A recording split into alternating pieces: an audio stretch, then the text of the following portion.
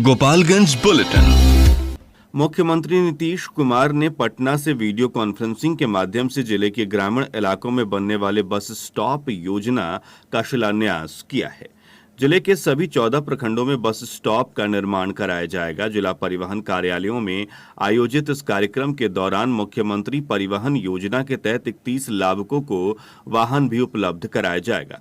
शनिवार को आयोजित इस कार्यक्रम के दौरान मुख्यमंत्री ने प्रत्येक प्रखंड में चिन्हित किए गए 14 स्थानों पर बस स्टैंड के निर्माण कार्य का शिलान्यास करते हुए कहा कि ग्रामीण क्षेत्रों में बस स्टॉप के निर्माण से आम लोगों को काफी सहूलियत होगी।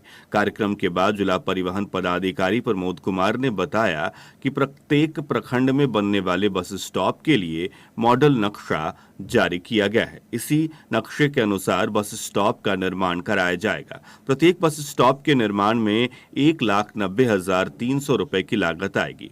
इसका निर्माण कार्य निर्धारित समय सीमा के अंदर पूर्ण करने का निर्देश कार्यक्रम के दौरान दिया गया।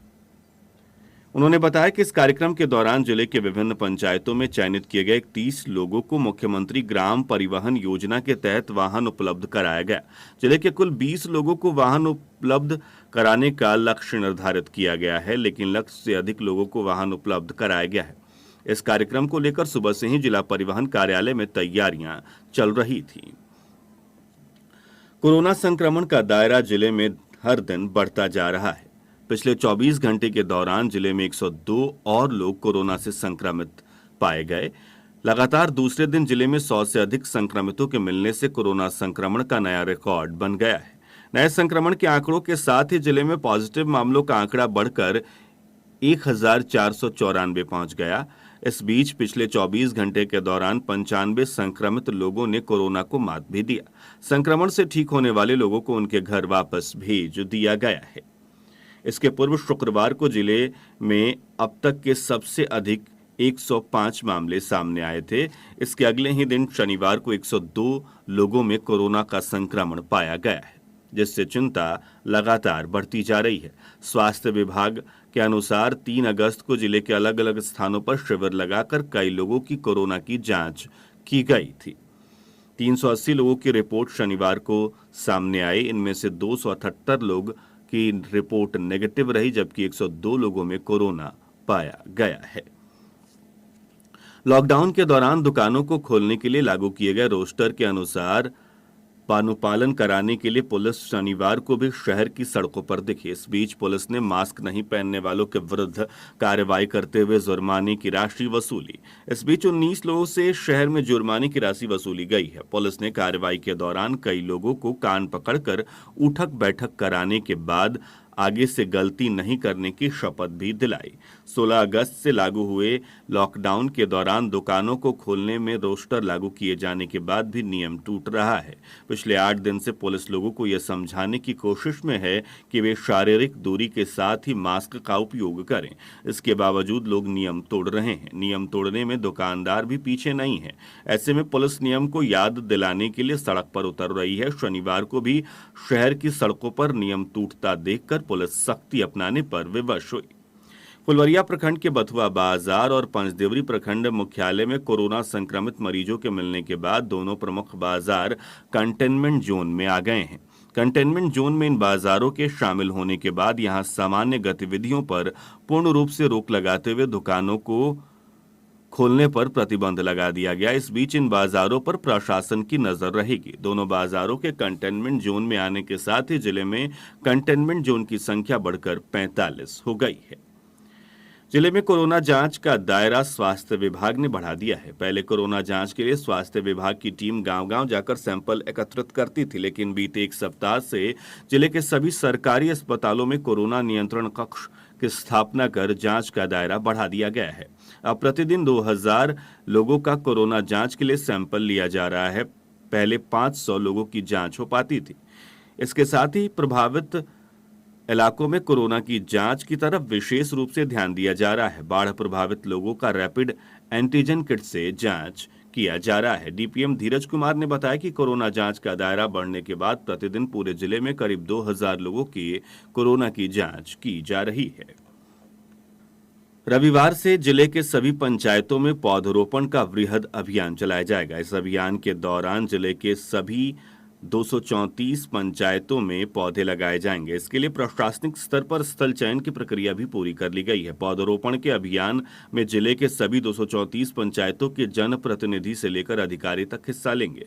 लगाए गए पौधे के संरक्षण के लिए सभी सरकारी स्तर पर प्रतिबंध किए गए हैं ताकि लगाए गए 100% पौधों को बचाया जा सके। जानकारी के अनुसार पृथ्वी दिवस पर रविवार को जिले की सभी पंचायतों पर पौधरोपण करने की तैयारी की गई है। इसको लेकर वन विभाग ने पूर्व से ही पौधों को तैयार करने का कार्य पूर्ण कर लिया है। जिलाधिकारी अरशद अजीज ने पूरे जिले में 3.88 लाख से अधिक पौधे लगाने का लक्ष्य निर्धारित करने के साथ ही लगाए जाने वाले तमाम पौधों को बचाने के लिए पौधरोपण के साथ ही उन्हें गैबियन से सुरक्षित करने को भी कहा है। स्वरोजगारी भवन में समारोह आयोजित कर सीओ राम बचन राम को विदाई दी गई। इस मौके पर अपने संबोधन में वक्ताओं ने कहा कि सरकारी सेवाओं में योगदान और हस्तांतरण एक प्रक्रिया है जिससे सभी सरकारी सेवक को गुजरना पड़ता है। सीओ राम बचन राम ने अपने कार्यकाल के दौरान अपनी कार्यशैली की बदौलत स्थानीय जनता, जनप्रतिनिधि और कर्मियों के दिलों में जो जगह बनाई है, इसके लिए उन्हें सदा याद रखा जाएगा। इन्होंने अपने कार्यकाल में प्रत्येक शनिवार को जनता दरबार लगाकर क्षेत्र की जनता की जमीन संबंधित विवादों को सुलझाने का काम किया। वहीं खाड़ की जमीन को अतिक्रमण से मुक्त कराकर किसानों की वर्षों से चली आ रही खेती में जल जमाव की समस्या का निदान भी इन्हीं के कार्यकाल के दौरान हुआ। इस दौरान जनप्रतिनिधियों, कर्मियों ने सीओ राम बच्चन राम को फूल माला पहनाकर उन्हें अंग वस्त्र भेंट कर सम्मानित किया। जिला जनता दल यू जिला अध्यक्ष प्रमोद कुमार पटेल ने गोपालगंज जिला पदाधिकारी अरशद अजीज को पत्र लिखकर कुचायकोट, गोपालगंज प्रखंड में आंशिक, माझा, बरौली, सिद्धवलिया, बैकुंठपुर में पूर्ण बाढ़ से प्रभावित परिवारों को 6,000 रुपए का भुगतान 15 अगस्त से पहले किए जाने की विनती की है। साथ ही पूरे जिले को अत्यधिक बारिश होने के कारण 95% जल जमाव होने के कारण नष्ट धान, मक्का, ईख की क्षतिपूर्ति हेतु फसल मुआवजा राशि भी सरकार द्वारा देने की प्रक्रिया शुरू करने की मांग की है। उधर हमारे माझागढ़ संवाददाता सुदेश प्रसाद श्रीवास्तव ने जानकारी दी है कि प्रखंड अंतर्गत गौसिया, निमुइया, भैंसही, माझा, पूर्वी, कर्णपुरा, कोयनी, पुरैना सहित 7 बाढ़ प्रभावित पंचायतों में बाढ़ पीड़ितों को बाढ़ राहत देने के लिए कराए गए सर्वे के अनुसार 6,000 रुपए 487 परिवारों को चिन्हित कर खाते के माध्यम से दिया जाएगा। इसकी जानकारी अंचल पदाधिकारी शाहिद अख्तर ने दी। माझा प्रखंड अंतर्गत माझा पश्चिमी पंचायत के बलुआटोला दुर्गा मंदिर के समीप से जा रही 11,000 वोल्टेज तार से लोगों को पूजा करते समय लग रहे शॉर्ट से लोग भयभीत हैं। किसी भी बड़े हादसे की संभावना के मद्देनजर बिजली विभाग से पोल हटाने और शॉर्ट डाउन तथा फॉल्ट की वजह से नियमित नहीं हो रहे बिजली सप्लाई के विरुद्ध शनिवार को बलुआटोला के ग्रामीण कर्णपुरा पंचायत के मुखिया प्रत्याशी इरशाद अली के नेतृत्व में माझागढ़ मिनी विद्युत पावर हाउस का घेराव कर हंगामा करने लगे। ग्रामीणों के आरोप था कि जेई से मंदिर के समीप से 11,000 के तार और पोल को हटाने तथा शटडाउन और फॉल्ट को दूर करने की मांग की गई, लेकिन वो इसको नहीं मान रहे हैं। उधर हमारे थावे संवाददाता गौतम कुमार ने जानकारी दी है कि बाढ़ के कारण पूरे जिले में विद्युत आपूर्ति न के बराबर की जा रही थी। भीषण बाढ़ को लेकर मुजफ्फरपुर, दरभंगा की पावर सप्लाई करने वाले एनटीपीसी को बंद कर दिया गया था। 20 दिनों से बिजली की सप्लाई निर्बाध नहीं हो पा रही थी। इस भीषण गर्मी में उपभोक्ताओं को काफी परेशानी का सामना करना पड़ रहा था। बाढ़ की स्थिति में एनटीपीसी को शनिवार की सुबह लगभग 1 माह बाद फिर से शुरू कर दिया गया, जिससे जिले में निर्बाध बिजली आपूर्ति शुरू हो गई है। ग्रेड एसडीओ विराज कुमार ने बताया कि गोपालगंज वासियों को अब भरपूर बिजली आपूर्ति मिलेगी। उनकी सारी शिकायतें दूर हो जाएंगी। कुचायकोट, माझा, थावे, मीरगंज, बरौली, बैकुंठपुर, झज्जवा को अब भरपूर बिजली सप्लाई पहले जैसी ही दी जाएगी। उधर एक्सप्रेस ट्रेन से कटकर एक गाय की मौत हो गई। पूर्वोत्तर रेलवे के थावे सिवान रेलखंड पर वृंदावन सदासी राय गांव के सामने शुक्रवार की देर शाम थावे की तरफ से तेज गति से आ रही एक्सप्रेस ट्रेन के चपेट में आने से एक गाय की मौत हो गई, जबकि ट्रेन के इंजन में फंसकर 1 किलोमीटर तक गाय घसीटती रही थी। कटिया थाना क्षेत्र के अलग अलग स्थानों पर पुलिस ने छापेमारी कर 718 बोतल शराब बरामद करते हुए एक धंधेबाज को गिरफ्तार कर लिया। हालांकि 6 धंधेबाज पुलिस को चकमा देकर फरार हो गए। इस दौरान पुलिस ने चोरी की 2 बाइकों को जब्त किया है। आरोपित के खिलाफ प्राथमिकी दर्ज कर पुलिस ने शनिवार को उन्हें न्यायिक हिरासत में जेल भेज दिया। थावे थाना क्षेत्र के रिखई टोला गांव के समीप एक बाइक पर सवार 3 अपराधियों ने हथियार के बल पर एक युवक की बाइक लूट ली। इस घटना की सूचना मिलने पर मौके पर पहुंची पुलिस ने अपराधियों को गिरफ्तार करने के लिए छापेमारी अभियान शुरू कर दिया है। बताया जा रहा है कि नगर थाना क्षेत्र के इंदरवा बैरम गांव निवासी निजामुद्दीन मियां के पुत्र 28 वर्षीय नियाज अहमद अपनी बहन के घर सिवान जिले के बढ़रिया जा रहे थे। अभी ये रिखई टोला ही पहुंचे थे कि एक बाइक पर सवार 3 युवकों ने उन्हें रोक लिया। इनके सर पर कट्टा के बट से हमला कर दिया, जिससे इनका सर फट गया। इस बीच अपराधी हथियार के बल पर बाइक लूटकर फरार हो गया। थानाध्यक्ष विशाल आनंद ने बताया कि मामला आपसी विवाद का लग रहा है। पुलिस मामले की जांच पड़ताल कर रही है। फुलवरिया थाना क्षेत्र के मिश्र तेंदुला गांव में खेत में लगे केले को तोड़ने का विरोध करने पर कुछ लोगों ने एक किशोरी पर लाठी डंडे तथा फरसे से हमला कर उसे गंभीर रूप से घायल कर दिया।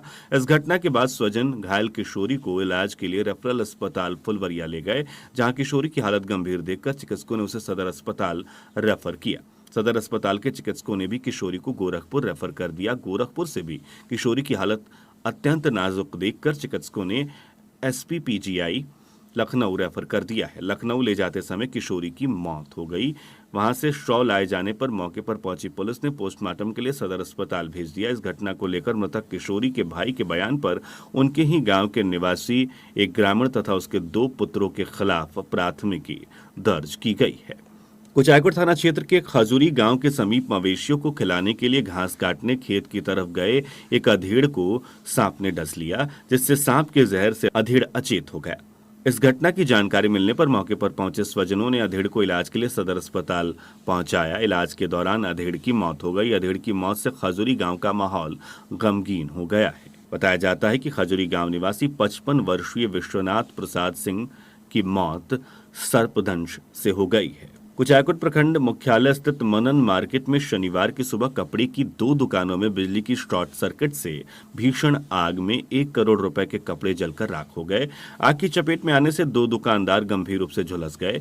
सूचना मिलने पर 5 दमकल के साथ मौके पर पहुंचे फायर ब्रिगेड के कर्मियों ने काफी प्रयास के बाद आग पर काबू पाकर बगल में स्थित कोऑपरेटिव बैंक की शाखा सहित दर्जनों दुकानों को आग की चपेट से बचा लिया। आग में झुलसे दोनों दुकानदारों को इलाज के लिए प्राथमिक स्वास्थ्य केंद्र में भर्ती कराया गया, जहां एक दुकानदार की हालत गंभीर देखकर चिकित्सकों ने उसे गोरखपुर रेफर कर दिया है। कुचायकोट थाना क्षेत्र के हेमबरदहा गांव के पास पुलिस पर अपराधियों ने AK-47 से फायरिंग की थी, इस पर पुलिस ने भी जवाबी फायरिंग किया था। अपराधियों की फायरिंग में गोली लगने से एक राहगीर घायल हो गया था। घटनास्थल पर सघन जांच पड़ताल के बाद पुलिस ने AK-47 के 2 कारतूस तथा 2 खोखे भी बरामद किए हैं।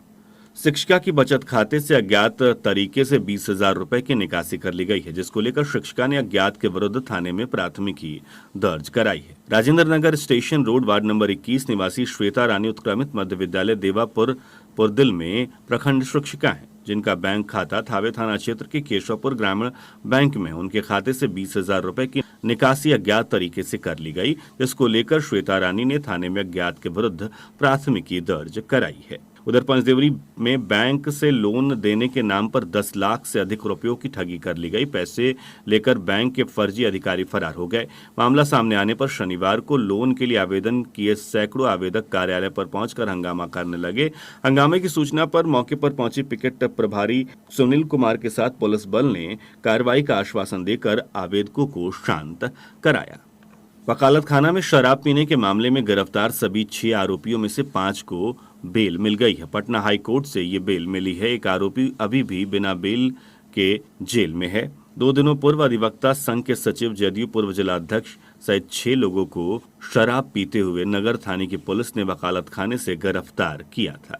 राजद नेता व पूर्व जिला उपाध्यक्ष का ऑडियो वायरल हो गया है। एक व्यक्ति का हाथ पैर तोड़ने और गाली गलौज करने का ऑडियो वायरल हुआ है। विजयपुर के मुसहरी पंचायत के मुखिया पति भी हैं सुनील यादव।